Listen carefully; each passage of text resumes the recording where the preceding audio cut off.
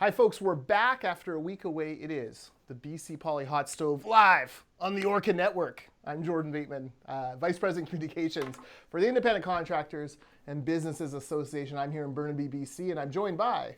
I am Maclean K. I'm the editor-in-chief of the Orca, and I'm coming to you live from the legislature. And look, Jordan, it's summer. Shirt sleeves. Oh, well, I am paging Alan Mullen right now. This dress code will not stand. Oh, no, wait. We like bear arms now. We have the right to bear arms thanks to noted bear arms fighters like Shannon Waters, etc. We can now bear our arms in the legislature, but only... What?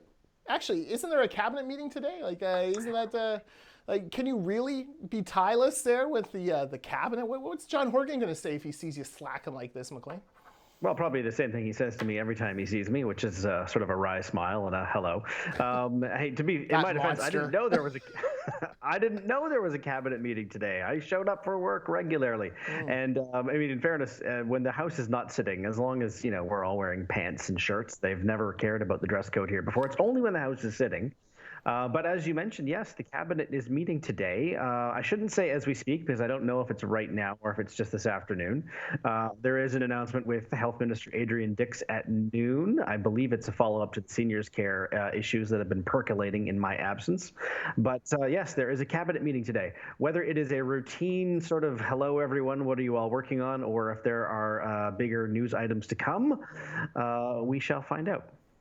It is an interesting shift from BC Liberals' years in office when all these cabinet meetings would take place in Vancouver. But I guess having a Victoria-based premier and finance minister, they kind of make them come to, make everyone else come to you rather than you go to them. Well, exactly. I mean, that's one of the, it's good to be the king. People come to you. Will Carol James be going home for a sandwich in between, as the certain folks would prefer, rather than eating that delicious legislature food? Yeah. So no word on any kind of agenda or anything like that on this. I mean, obviously they must probably be doing some kind of debrief from the spring session, maybe a little bit of what they're hearing out on the hustings, but then it's still pretty early days to start talking about the fall, I think. Yeah, I think it's very early days. And as I say, it's hard to know if this is just a routine meeting. It's not unusual for cabinets just to get together. And it might even be one of those, they're not going to meet each other for a planned thing this summer. I don't know. This is pure speculation, folks. But, there's been lots of rumors that there might be things coming this summer out of cabinet, including a shuffle. So, you just don't know. It feels too early for a shuffle. And I don't mean in the mandate, I mean in the summer. Yeah. But I mean, they've surprised us before. Yeah, I guess you still have orders in council and all those laws passed, and there's regulations that you got to pass for each of those laws that cabinets do. So it could be very routine, but it'll be interesting to see what comes out of it. And at least for you press gallery denizens, you get to see everyone, and you can all trot out your pet issues. We're kind of in a weird space in BC politics where there really isn't that one dominating issue. There seems to be like 10 or 12 kind of little fires here and there, but nothing raging across the entire province. It's almost a nice change, I think. It's more confusing, I guess. It's more scattershot, but you're right. There isn't that one. We're not dealing with PR right now like we were last summer. We're not dealing with, hey, let's talk about the gas inquiry. Yeah, that's probably the top issue going right now. The gas inquiry. The various groups are making submissions to the BC Utilities Commission, which are publishing them as they come through. But it looks like only 2 of the half dozen or so oil companies, and 2 of them actually smaller ones, 7-Eleven and Super Save Gas, based in Langley, BC, by the way. They're the only ones that seem to be providing financial information to the Utilities Commission. The big guys are saying, no, we can't trust you to hold it in confidence, and they're probably right. But we're starting to see the submissions come through. Anything notable other than the fact that the big companies don't want to give proprietary information about how they make profit and whatnot? Well, I mean, I'm sure there are people who are rolling their eyes saying gas companies don't want to share their profit margins, but consider that this inquiry was explicitly set up to create a narrative that the oil companies are gouging British Columbians. So, of course, the information they share is going to get leaked. That's the point. And so I mean, the NDP have not responded to this formally yet, to my knowledge. But yeah, that's where we're at right now. As at, you'll correct me if I'm wrong. It's the two that are cooperating are, I think they control something to the effect of less than 20 or 30% of the gas stations in British Columbia. Yeah. The ones controlling 70% have just said no. Yeah, basically 7-Eleven and Super Save, I think, are the two that have said yes. And they have maybe a couple hundred stations between them, if that. So, yeah, not a lot. You know, I think probably the NDP expected this, you know, by exempting any of their own decisions or any government decision of the past from scrutiny. It does seem like, you know, this is a pretty unfair, very biased look at what's causing these prices. You know, look, businesses, especially in gasoline, I mean, it's a competitive market, and they don't want to give their competitors too much of a look in, you know, under the hood of their vehicle and you know, see how their engine is running. I don't blame them for wanting to keep this confidential, and if anything, you got to blame the BC Utilities Commission and the NDP government for not providing better safeguards or any kind of reasonable assurance that this information would remain somewhat private. And as you say, the whole point of this review is to somehow expose these oil companies, which, by the way, have been through Competition Bureau reviews in the past, all sorts of other reviews federally, and have never been, you know, never been found guilty or charged with collusion or anything like that. Well, and if a conspiratorial-minded person might think that this is kind of, the NDP are quite happy with this. They've sort of maneuvered these gas companies, these oil companies rather, into a position of being forced to say no comment when it comes to prices, which for the people who are inclined to believe that they're being gouged, they will take this as evidence that that's true. So, I mean, it's a cynical view on what's happening, but, you know, increasingly, yeah. I think that's exactly what's happened here. Look, I think John Horgan's mainly happy that prices have dropped from, you know, $1.80 to $1.50. That's probably, you know, to $1.45. That's probably what he's most happy about at this point. It should be noted July 1st saw the TransLink tax increase to 18.5 cents per liter here in the Lower Mainland. So, you know, they're still trickling through tax increases, and the next one is scheduled for, I believe, April 1st, 2020, which will be another cent and a bit for carbon tax. So more tax increases are coming.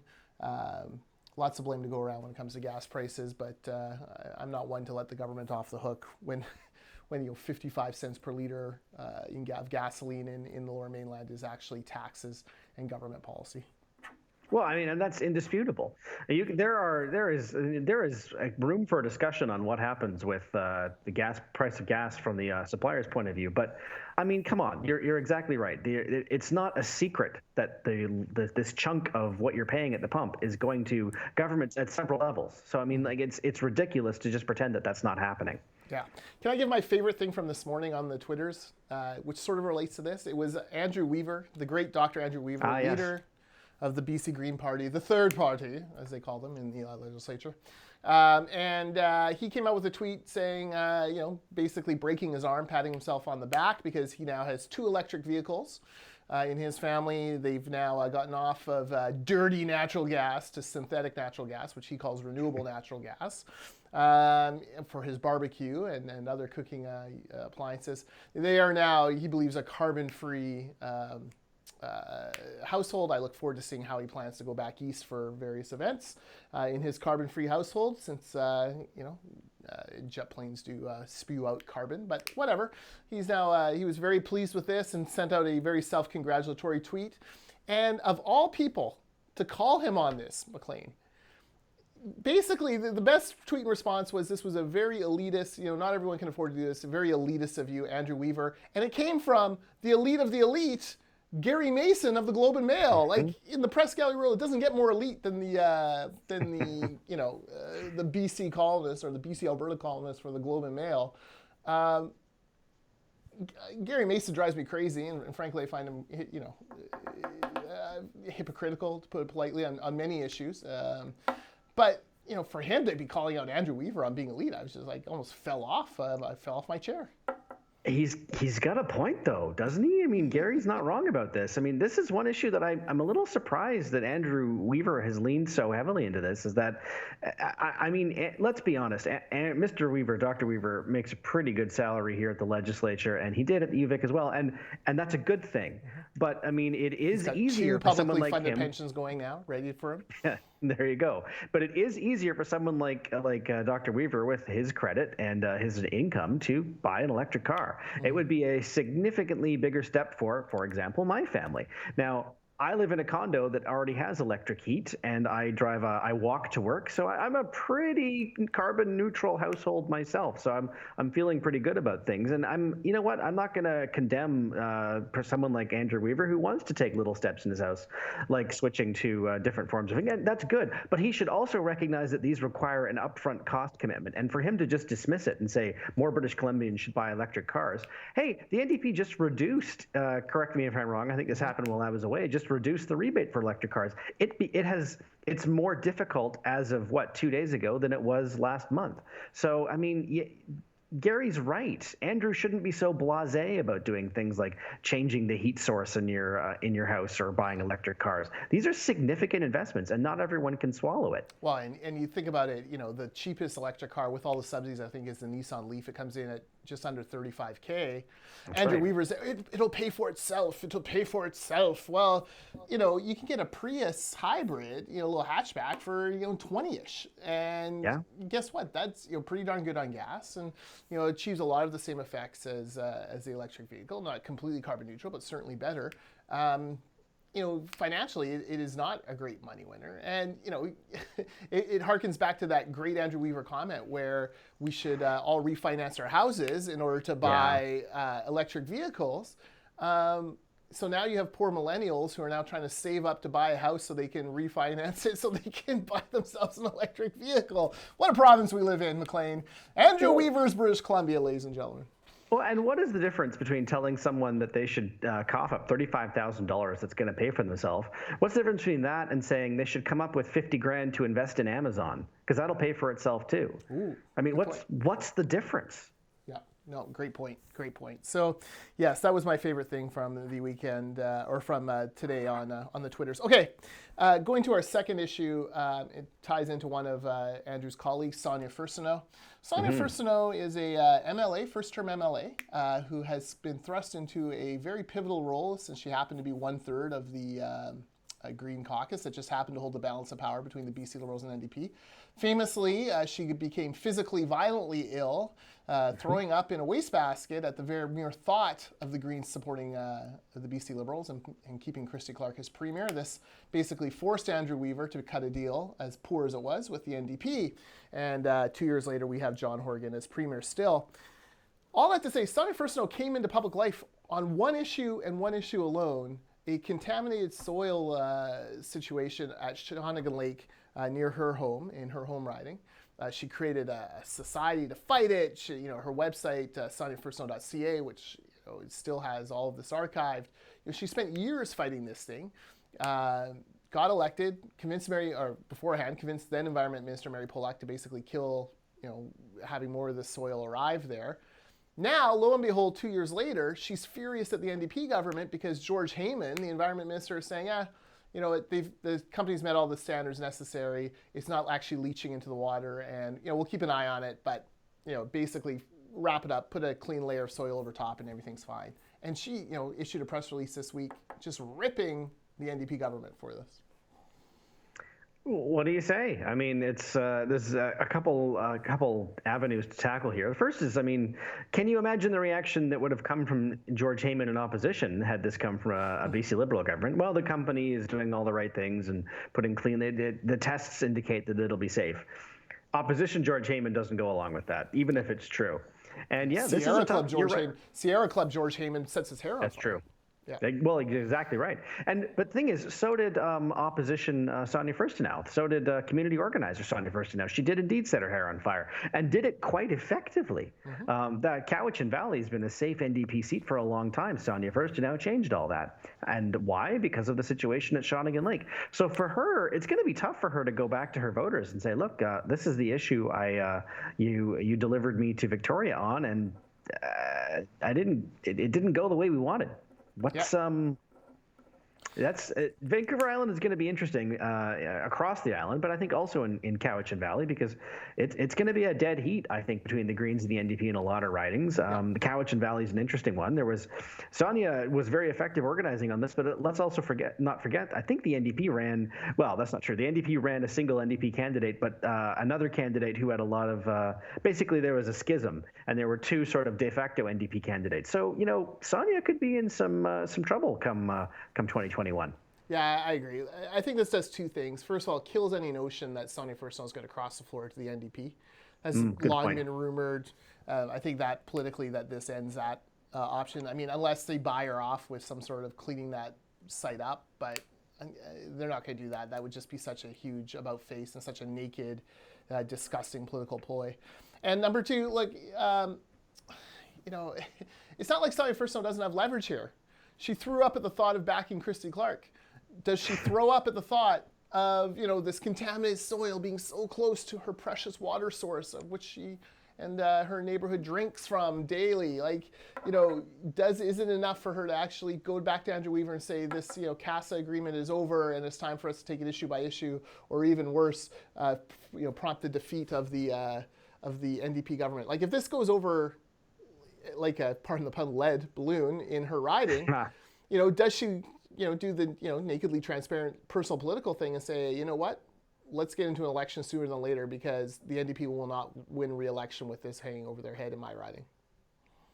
I mean, we shall see. It's she's only 2 years into being an MLA, and it would be unfair to call her a single issue MLA, but she was elected on a single issue, and so to not deliver with a government that she has that she propped up, and as you correctly pointed out, more than her two colleagues has been associated with. She chose the NDP and insisted it be the NDP. So I see a difficult 2 years ahead for the MLA for Cowichan Valley. Yeah, Keith Baldry calls it a pillow fight, though. Well, I mean, there isn't going to be a fight to the death there until 2021, and then of course, the NDP are not going to pull their candidates from the three Green ridings. That's not going to happen. Yeah. Well, while we're on the topic, look, the reason we're not in an election campaign right now, or weren't in one in June, despite the fact that public polls showed the NDP with a lead outside the margin of error, is Vancouver Island, because the Liberals' overall provincial vote is dragged down by the fact that they are not very popular on Vancouver Island in those 9 or I guess 11 or 12 ridings there. Mm-hmm. That is a very, according to the numbers that I've heard, very much a dead heat between the NDP and the Greens. The Liberals are a distant third, but in the rest of the province, that means the Liberals are actually, in a pretty good dogfight with the NDP in the Lower Mainland, in the burbs, and then leading in the region, out in the heartlands, as Gordon Campbell used to famously call them. So, for the NDP, they have a bigger overall lead. It looks like they have an overall lead in the polls, but really, regionally, they're in a dogfight with the Greens on the island, and they're in a dogfight with the Liberals in the suburbs.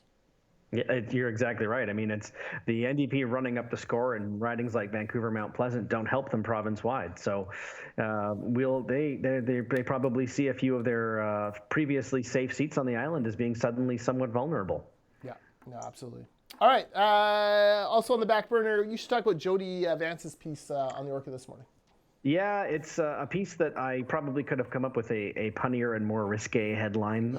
But if I encourage you to read it, because there has already been some movement on this. This is an issue that movement. I see what you did there. Oh, that wasn't even intentional.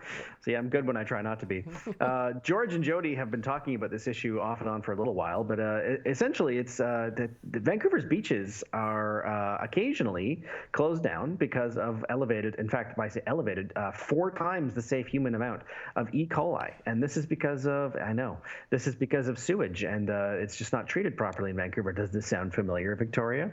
And so it's one thing for Vancouver to get animated about things like oil tankers and then sort of look the other way when their beaches are closed because of human waste.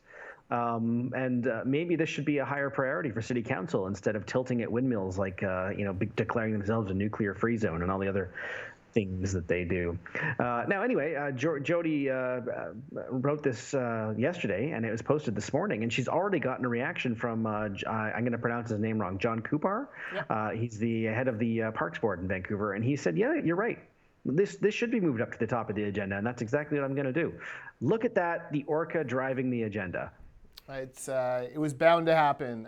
Look, this is gross. Like, as someone who lives in the lower mainland, it makes me think, well, I just won't take the kids to those Vancouver beaches, right? Like, you have lots of options in the lower mainland. Why would you go there?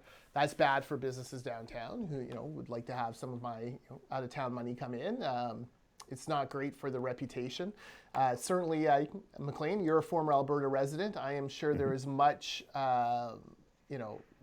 head shaking and fist raising in Alberta at governments that fight oil pipelines because they may pollute the ocean and then are pumping raw sewage into it. And it's gross. There are days where things smell around False Creek. This is absolutely something that, in this day and age, government needs to get a handle on. Like, the whole point of government, even like pretty hardcore libertarians would say, government for, essential services like sewage treatment is probably a good thing, right? Like, probably okay to have that around. It makes me wonder if a government can't do the very basics, sewage treatment, water treatment, those types of things, how can they be trusted with, the crazy stuff that they, devolve into because of political agenda? No, you're exactly right. There are people living on compounds in Montana right now who would probably agree that, yes, all things being equal, government in places like Seattle and Vancouver should still maintain an adequate sewage system. And it does make it hard to swallow some of the more sort of grandiose political gestures that councils like Vancouver's and indeed Victoria's have indulged while they're ignoring their basic core responsibilities like sewage and keeping the beaches clean from human filth. Yeah, exactly. All right, who's hot in politics? Go for it. Oh, I think you should take the leadoff hit here. Okay, let's talk U.S. politics. Obviously, the polls are telling us that Kamala Harris is hot after the first round of debates in the Democratic nomination. Joe Biden sinking like a stone. Kamala Harris floating to the top like things in an ocean. No, she's definitely on the move. Looks like we're kind of down to the big four plus maybe Pete Buttigieg still in the race. Mm-hmm. The bottom 20 seem to be disappearing faster than Jay Inslee's promises to make Washington carbon friendly or carbon neutral. Look, very interesting. I think this has an interesting ramification for the next round of Democratic debates.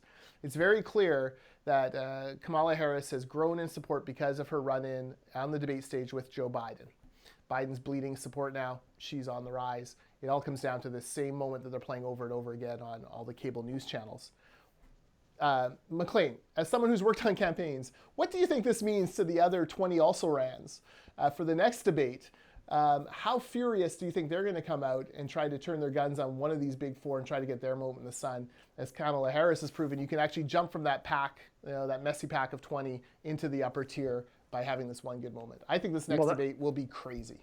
Well, that's exactly what's going to happen. I mean, it's kind of ridiculous that they're in this situation to begin with, that 20 candidates, two 2-hour debates, and in which they only get in one or the other. Mm-hmm. And for most of them, you're talking about literally, 5-6 minutes of screen time total. That's insane. And the only way you can make a splash is by going after one of your colleagues. I actually watched both these debates in the U.S. with a Republican and with a Democrat, and it was very interesting to watch their reaction.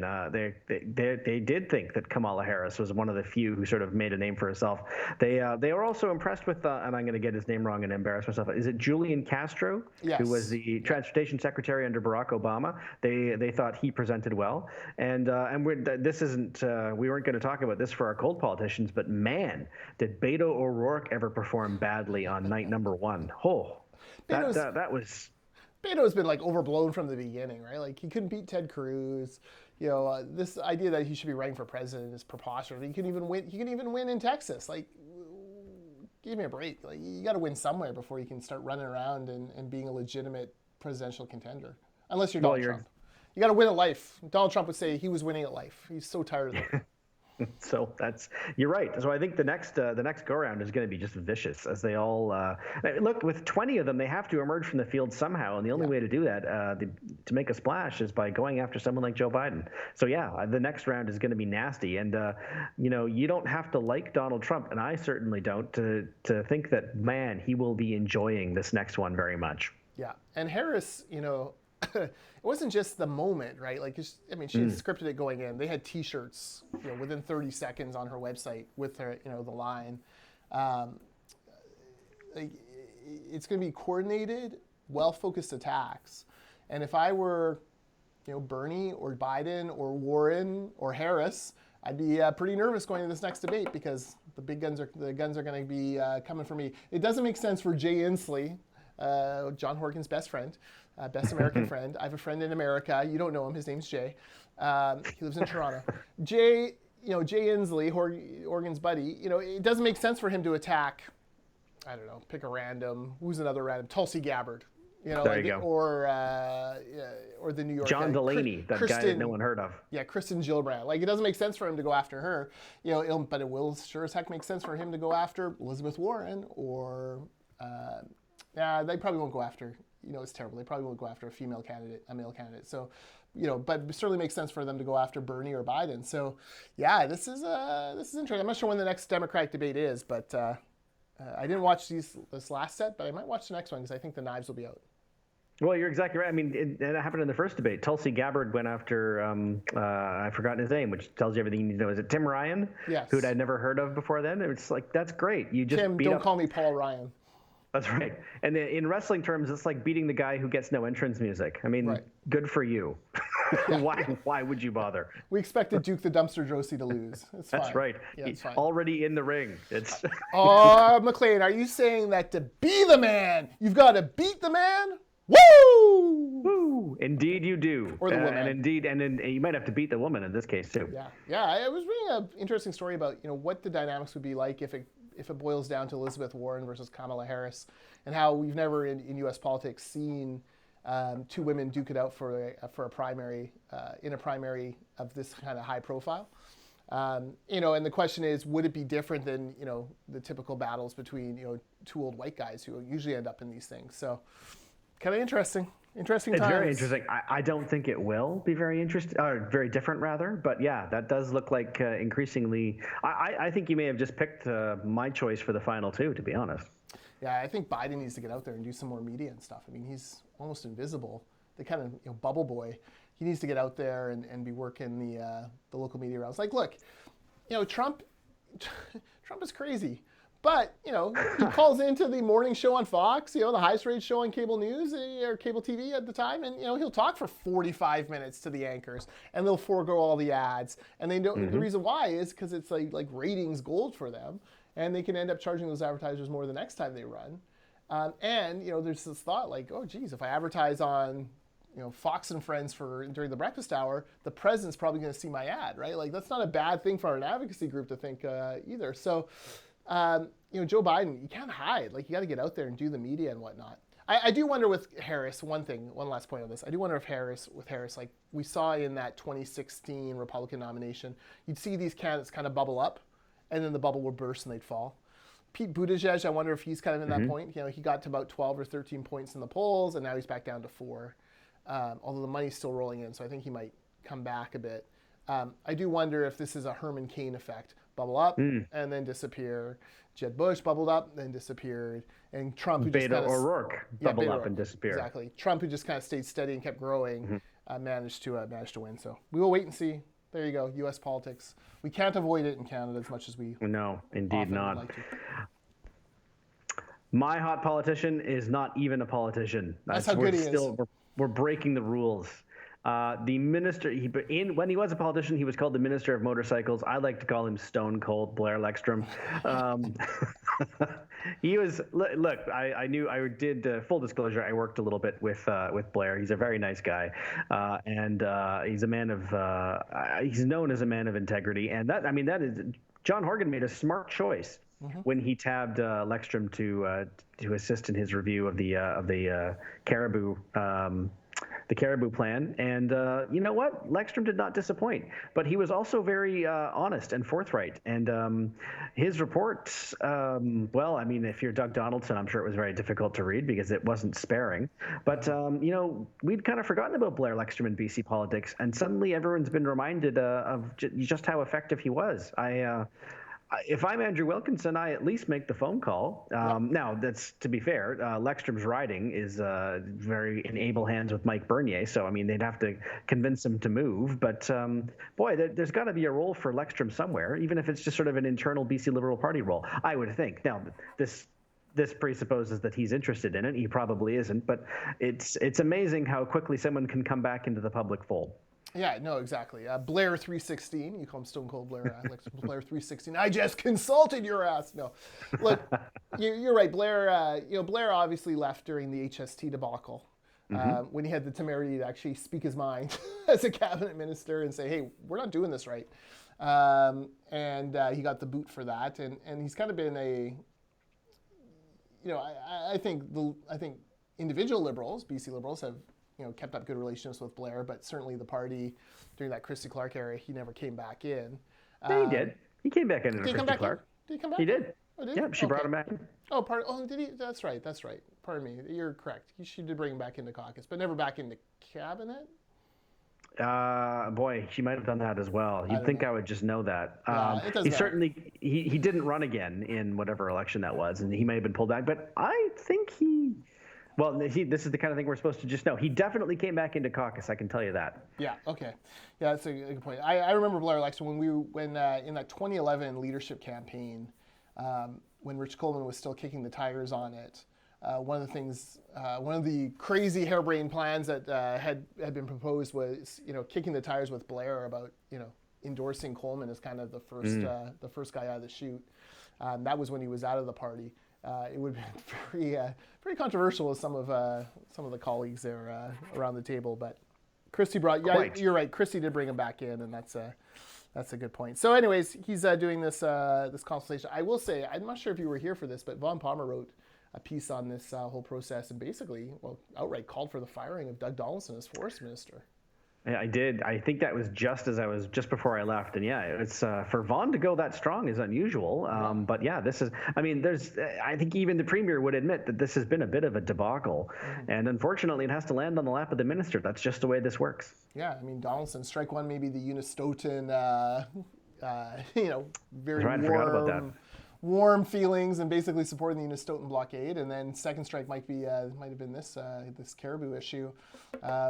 You don't always get three strikes in politics, so Doug. Not well. Doug might be avoiding Vaughn's eye contact with Vaughn in the scrum after cabinet day. Doug is probably insulated in that he is one of the very few MLAs the NDP have from rural BC, but that doesn't mean he has to stay in that ministry. Nope, that's true. Very true. Okay, cold politicians. We'll go through this a little bit quicker. Kennedy Stewart, the mayor of Vancouver, but really all of Vancouver City Council. Vancouver City has a big problem, like many cities of its size. It does not have enough affordable rental housing. So, what does the city of Vancouver do? It defeats a 21-unit affordable renting townhouse complex because, are you ready for this? It's too tall. Maclean, it's 3 stories high. It's not tall. It's 3 stories high. But, a couple hundred people showed up at public hearings and said, it's going to ruin our neighborhood. Oh, there's a hospice next door. Oh, the density. Oh, these people are going to be here. It's going to be awful. And, they basically, city council caved and killed it. And as of today, we've discovered that the project now has been pulled. Now that it's been defeated, they're not going to go back to council with changes. Instead, they're going to build a 12,000 square foot mansion, which doesn't need council approval. That is pretty much affordable rental politics in Vancouver in a heartbeat. Dan Fumano also has a great piece in the Vancouver Sun today looking at 20 projects that were selected out of 60. They whittled it down to 20 by Vancouver City Council last year, saying this is, we're going to give you slightly more density in return for affordable rental housing units.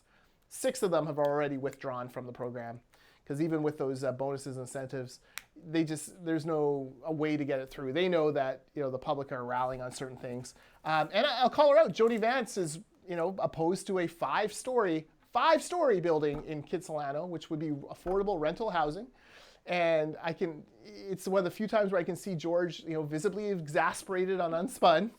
But she believes it will ruin the fabric of her neighborhood, and maybe it's Jody's opinion. She's welcome to it, but it does just smack of kind of classic NIMBYism, right? Like 5 stories ruining a neighborhood. Like, come on, you're not talking about building the Empire State Building in the middle of Kits. You're talking about a 3-story townhouse project in Shaughnessy. You're talking about a 5-story building in Kitsilano. This is not like Yale Town. This is not Metro Town. These are very low-rise buildings, and if we can't even get this gentlest density through in order to build affordable rental housing, how the heck are we going to ever really tackle this problem head on? Well, I tend to agree. Now, Jody, I know that Jody will watch, and I know that Jody will defend her position very well and very articulately. Oh, yeah, much better than I'm making a case against. And I look forward to her subtle rejoinder and probable verbal smackdown of us and indeed you on Unspun this week. Look, take it from a guy who, as a councillor, voted against high-rises in Langley. And look, in Langley, you make the case, there's no transit, no rapid transit to speak of. High-rises should probably be clustered around transit. 5 stories is not a high-rise. No, 5 stories isn't even a mid-rise. So... I live in a 4-story building. It's not particularly big. I'd actually be willing to bet that the mansion they end up building at that lot in Vancouver will be taller than my 4-story condo building that I live in. Yeah, quite happily, I should say. Yeah, it could be. So Jody knows I absolutely adore her and her work, but I think on this issue... hey, reasonable people can disagree. That might be the tagline of the Orca. Absolutely, absolutely. And she will make the case and eviscerate me, and I will just come on the show next week bleeding.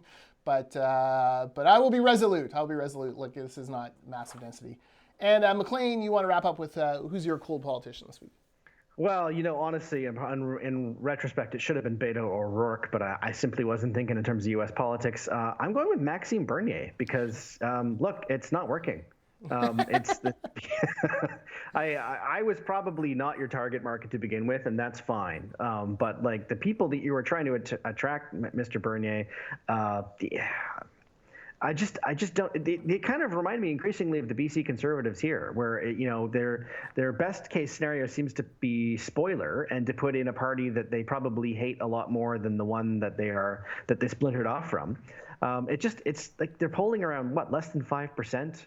The candidates they've been attracting have not exactly been high caliber. Maxime seems to be getting more and more into late night tweeting. It's getting uncomfortable. Why are you still doing this?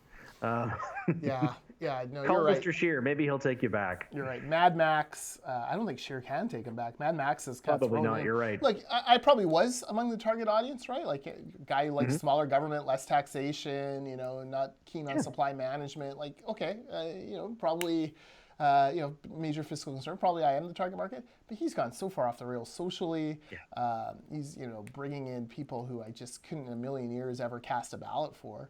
And, this kind of feeling that, while Scheer has, flat out in a town hall meeting said, if you're part of the alt-right, there's the door. You're not welcome in my party. You're not welcome. I don't want your vote. Beat it. Which he didn't get enough credit for, I think. No, exactly. But it was literally that clear.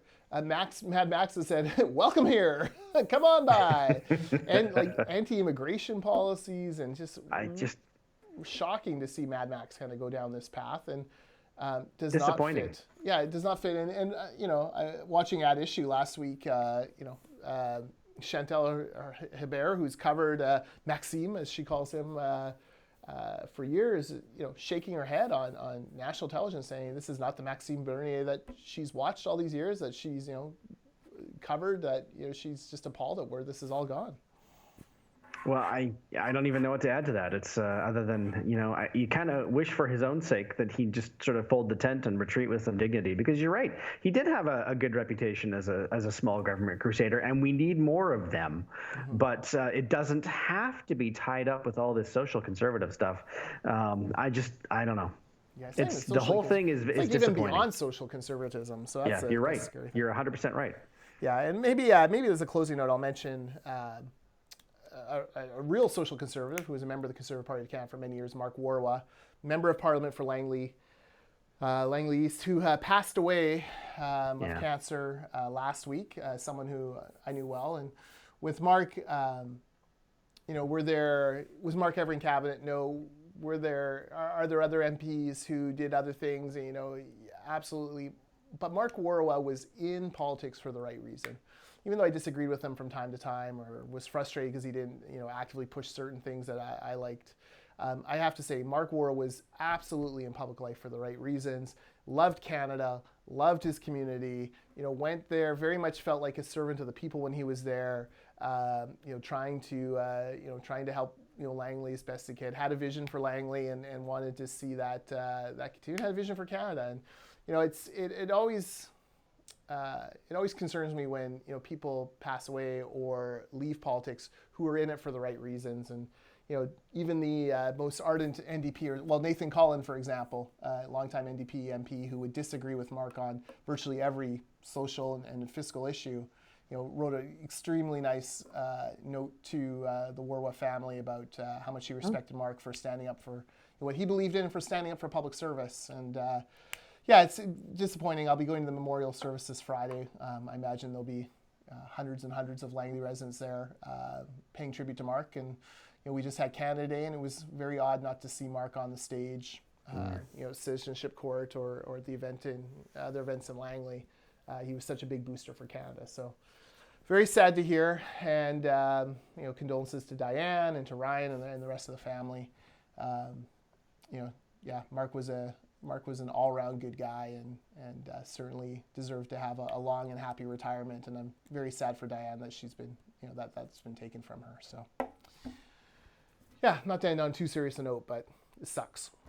Does, and I don't think I could add anything to top how. That's a brilliant tribute you've just given him. So I don't think I will even try to add on to that. Yeah, I ran into Rich Coleman actually at one of these events in Canada, and we were having a chuckle because Mark at times would drive you crazy because you'd be like working on something, you need a federal thing, and we didn't appreciate just how slow federal governments worked. And, Coleman being a senior provincial cabinet minister had a different perspective than, someone who was working in the backbench of a large caucus. But definitely just incredibly fond memories of Warwa, the person. Lots of stories coming out in Langley now of, little things here and there that he did to make life better for individuals that, some MPs do and some don't. But it's not even about being an MP, just some decent humans do and others don't. He just seemed to be willing to take on, there was no task too small or too menial for Mark to jump in and help. And right down to, clearing tables at the Rotary Crab Fest or Lobster Fest every year. And he's not a Rotarian, but, he just loved to serve. And that's like to help in. Yeah. So more people like Mark Warwa in public life would be a good thing for sure. All right. Well, on that we agree with Nathan Cullen, which is there's nothing in politics that I like more than when people from different parties pay tribute to each other. Usually, hopefully, on better occasions, but it is encouraging. Yeah, no, absolutely, for sure. So that's it for the Hot Stove at the Orchid BC, Facebook.com/the Orchid BC. You can follow Maclean at Maclean K. I'm at Jordan Bateman on Twitter. Maclean, we didn't talk about the Calgary Stampeders and BC Lions. We did win. We won that one. The miracle comeback. No, not really a miracle. I think the Lions are. I think the Lions are going to be okay. 0-3 is not obviously a great start, but they've had a rough schedule here to begin. They've had a rough schedule, and they've had some bad luck. I think you're right. I think they're going to be just fine. They're going to get their issues sorted out. I missed that game. I was away, but I read about it the next morning on my phone and was very excited. Yes, I was grateful you missed it because I could not have handled the text messages and tweets that you would have sent my way. And to my credit, I refrained from too early sending you a braggy tweet. I held back and then watched it as it slowly crumbled away and thought to myself, God, I'm a genius. Never count on this. Never count on the Lions to go through. But as you and I have talked many times, CFL fans know nothing matters. No lead is safe. Day. And nothing matters before Labor Day. That's right. So I think Mike Riley will pull it together. Is it Bo Levi? What's his injury situation? We don't know yet. He had an MRI. He's getting a second opinion today. But luckily, we have a very good backup in Nick Arbuckle, who performed very well in the last game. So we'll see. Yeah. Second opinions, though, that's not great. That means the first opinion wasn't good. That's exactly right. I'm nervous. Yeah. Bo Levi is he's such a great quarterback and fierce competitor. Even you can see him at the end on the sidelines, and he's just dying to get back in there, and just still moving that arm around, trying to get it loose enough to see if he could go back in. So He's a real gunslinger. He would have been at home in the 70s. Yeah, I really like Bo Levi Mitchell. It's hard not to. Yeah, he's the kind of quarterback who you think would be playing out there with a cigarette in his mouth, like Len Dawson back in the day. Right? Like, Kenny Stabler. Yeah, no problems at all. So that's it for the CFL podcast. We'll talk again next week. Thanks for watching, everyone, and we'll see you next week.